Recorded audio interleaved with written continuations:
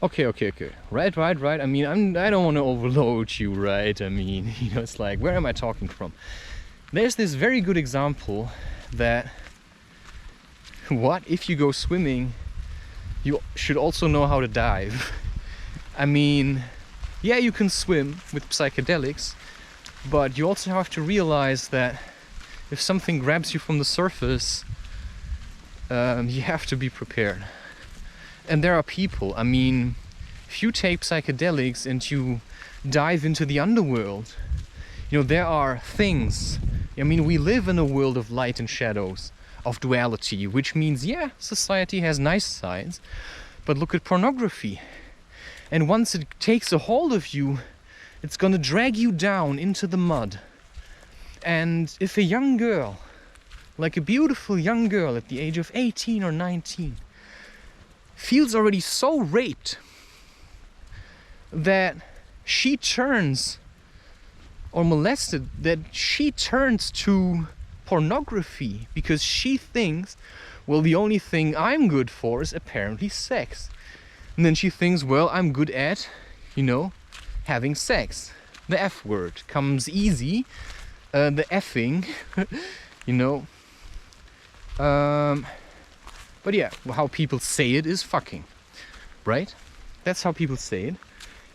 I'm only good at this, apparently, or I'm really good at fellatio. Well, now you have to ask yourself, do you want to just give it to any random guy? I mean, sure, there are sexy guys in porn, but they're not going to be your boyfriend. They're not going to really be your lover. Okay, sure, you never know. But if you're looking for a husband or a wife and some stability, then I just want to go here now. You can stretch out things to infinity, but to be honest, we played a lot of frisbee, and I have to say that now I actually would like to go home, because I've done a lot of crazy shit, and as much as I like doing hikes and all of this, is also quite strenuous to do what I'm doing.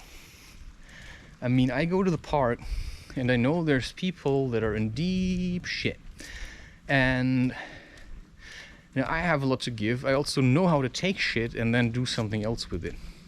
Just sometimes I just walk far enough until I've had enough, and then I know I just walked away all the anger that I've been given. If you spend time with people that live in this kind of chaotic world and you have learned something, you learned how to meditate, you learned how to be relaxed, you learned how to live your life in a state of focus and attention, you have basically two options. You can either keep it all to yourself and just sit at home and meditate, and then just say, I'm gonna raise the energy level from home. So you can just stay at home, and by spending loving time with your family and everyone, you just create an atmosphere of love in your family where everybody can heal. But some people, they have so much to give, and they have certain abilities that they can actually go into society and also meet, sometimes strangers, and engage with them and just give them a little bit of their light. Because, if you manage to carry or to keep your light on at home, you may try to also light the flame in other places. Now, what you have to realize, if you sit at home and you smoke a joint and you feel good, and you manage to hold your own space where you are basically in control, and you can play the music that you want, and you can sleep when you want, and you can, relax into, or just eat, have like the munchies, give into greed, you start becoming very comfortable, like Grandmaster Wolf, and then you say, yeah, but you also will have kind of a longing, because you're never really fulfilled. And that's what I realize, if I start to get a little bit too soft and too needy for other people, then what I do is I just go hiking, or I go somewhere where I see a challenge for myself. So today I went to the park because I also knew that there would be a friend, and I brought my frisbee, and I realized, okay, probably one of the last warm days of this year. It's really itchy here now, so I'm looking forward to a shower, which I have to take, even though my neighbor may not like it, because she once complained about something.